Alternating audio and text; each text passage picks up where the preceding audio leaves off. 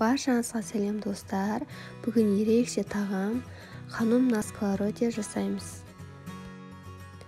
Ол үшін ең алдымен бір жуала қамыр илеп аламын. Керекті қоспалар мен мөлшерлерін астына описанияға қалдырып қоямын. Жасалуы өте оңай, үйдегі бар заттармен жасалына беретін түскі немесе кешкі асқа өте тойымды тағам.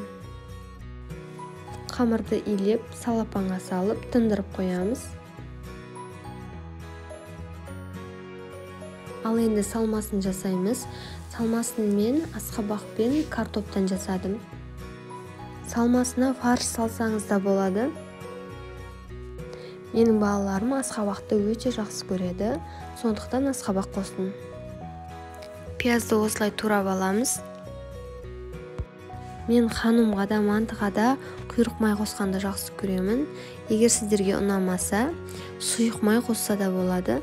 Майдалап турап жіберсеңіз білінбей кетеді.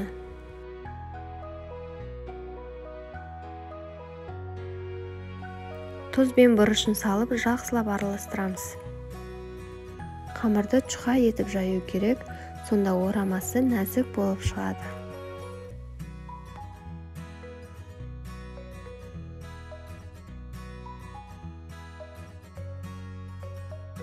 Қамырды жайып болған соң, бетін сұйық маймен майлап шығамыз. Егер үйде аз адам болып, мантываркаға жасауға ерінсеңіз, осылай жасасаңыз болады екен.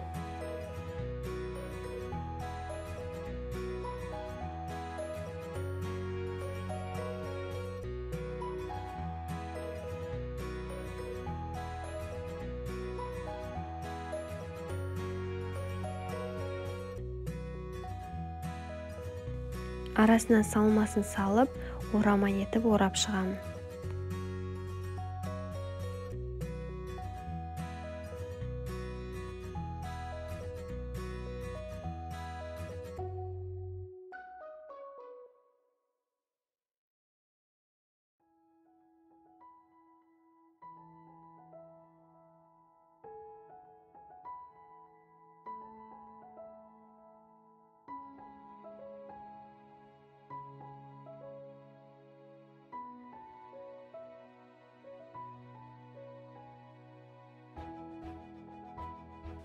Ал енді подливасын дайындаймыз.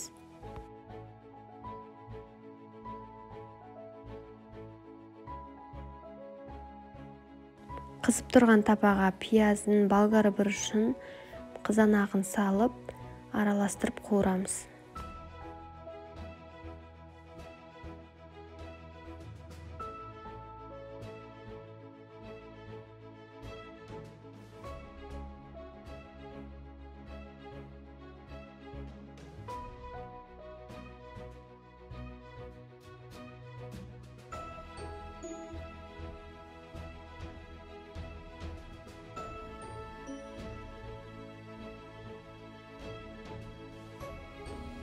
Подливасына үйдегі бар дәмдеуіштерді қоса берсеңіз болады.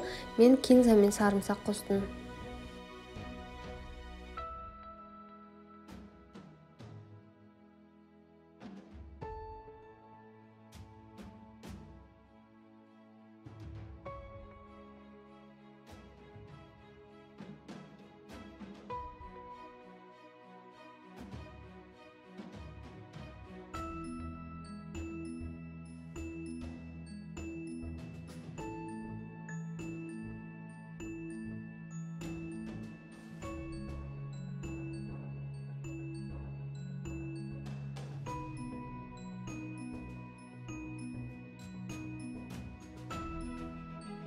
Дәмдеуіш пен тұздарын салып болған соң 10 минуттай қайнатамыз да, сосын дайын ораманы үстіне саламыз. Бетіне майын жағып, қақпағын жауып, 40 минутқа жай отқа қойып қоямыз.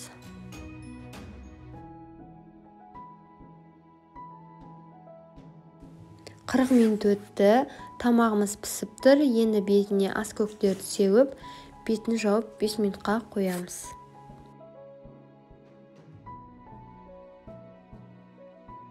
Міне біздің сковородкадағы ханумымыз дайын болды. Дастарханға ұсына берсеңіз болады. 4 адамға толықтай жетеді. Осы тағамды жасап көруге кеңес беремін. Дәмі өте ерекше болады екен. Видеом пайдалы болды деген сенімдемін. Менің каналымның дамуы үшін лайк басып, комментарий қалдырып, подписаться батырмасын басып қоюды ұмытпаңыздар.